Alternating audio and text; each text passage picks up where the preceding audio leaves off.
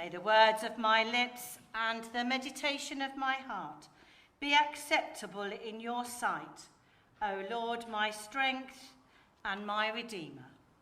Amen. Amen.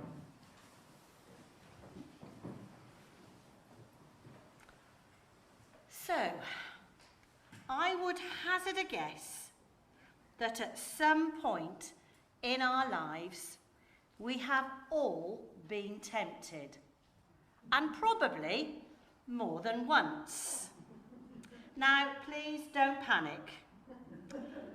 I'm not going to come through the congregation and shine a torch in any of your faces and expect you to confess in front of everybody what it is that tempts you.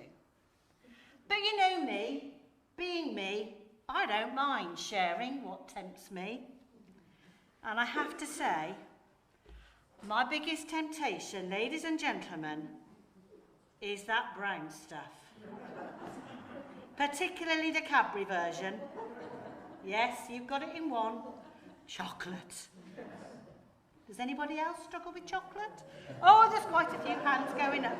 Father Tom's not putting his hand up, but he's nodding. Yes, I really do struggle if it's in the house. However, happily, you could look at it in a happily frame of mind, since Sam has left home and now has a home of his own, the simple answer is we just don't buy it. If it's not in the house, you can't be tempted.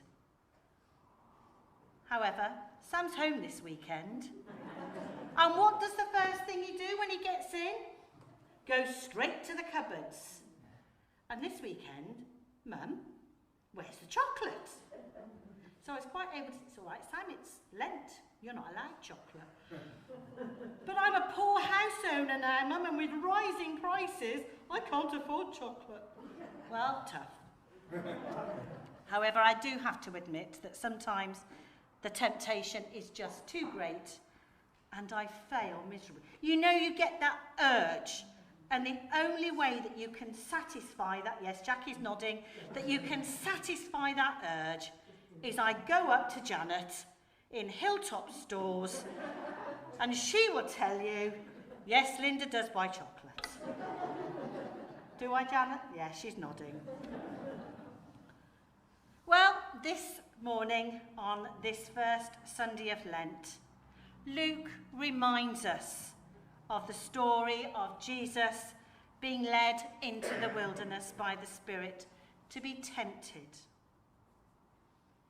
This, for Jesus, was a necessary retreat and a training period for Jesus prior to beginning his ministry.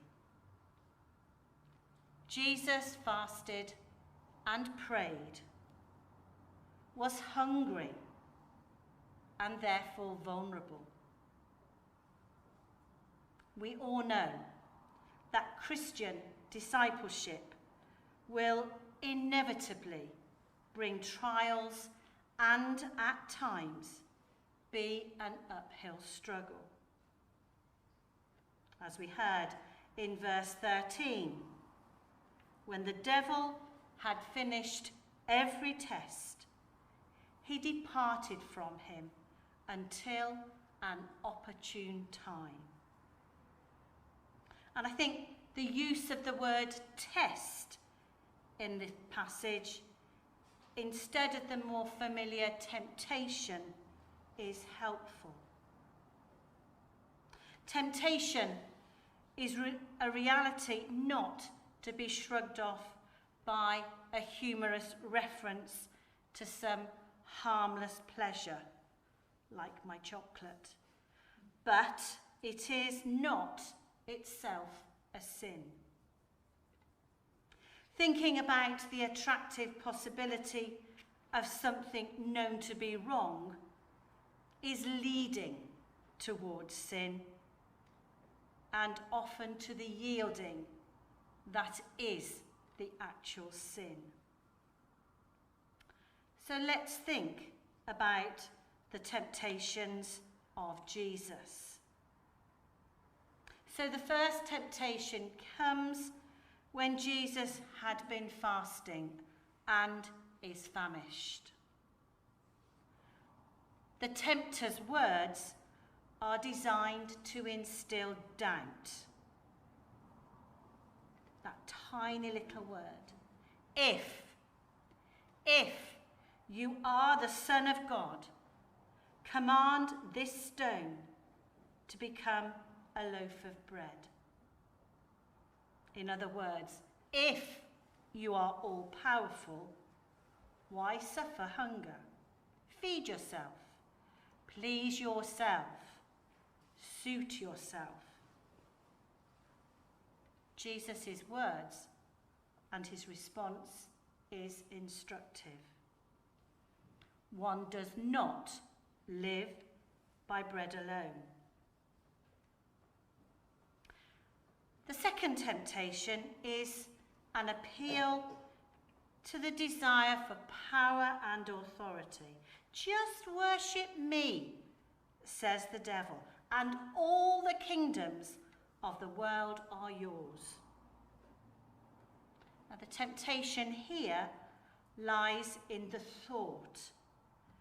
Think of the good you could do as ruler of all. Yet Jesus' response pierces the heart of this temptation, which is to worship that which is not God. He replies, "Worship the Lord your God and serve only him."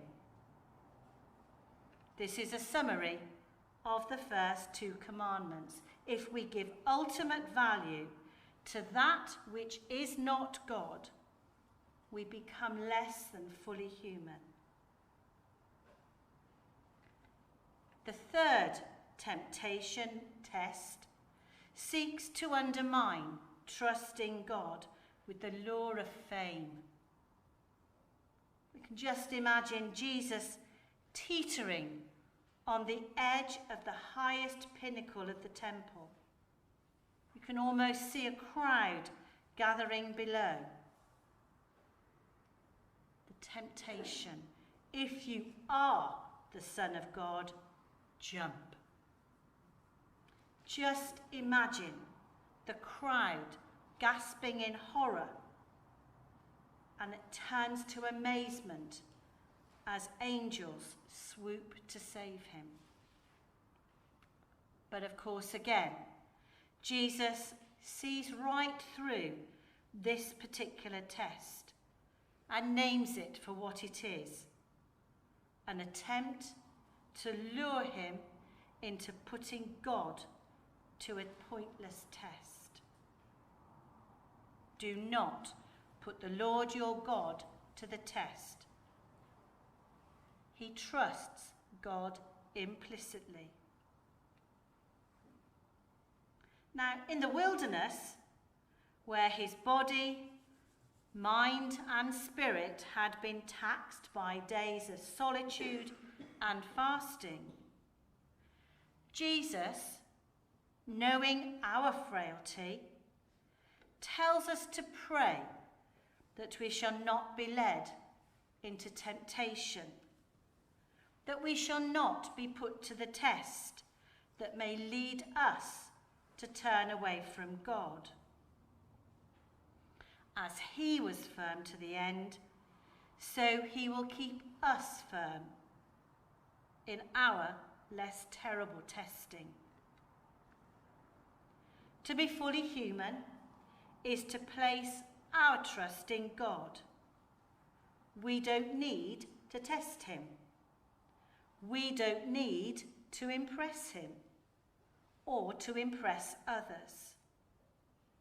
We simply need to stay in relationship and allowing trust to deepen through relationship.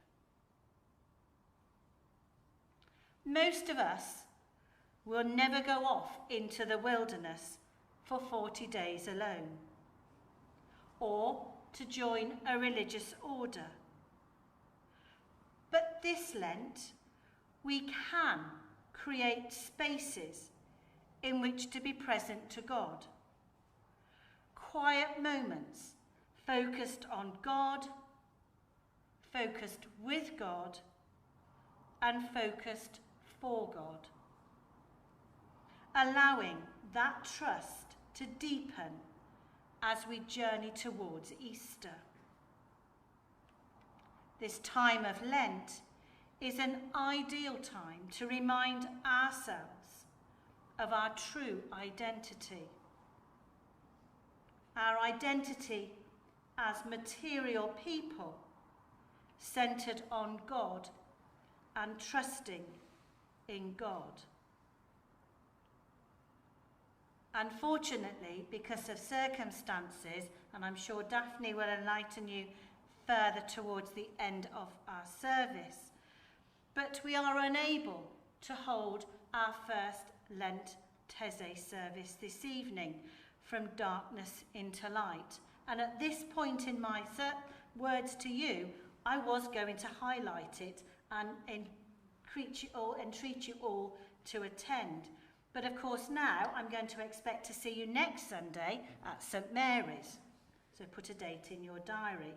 But it will be a time for personal and collective reflection in a candlelit space with singing and music from the Teze tradition. A time where we can focus on God, with God, and for God. There is no escape from temptation in this world, but there is an unfailing defence against giving into it. If we sincerely call on God for help, He will give the strength we need. Amen.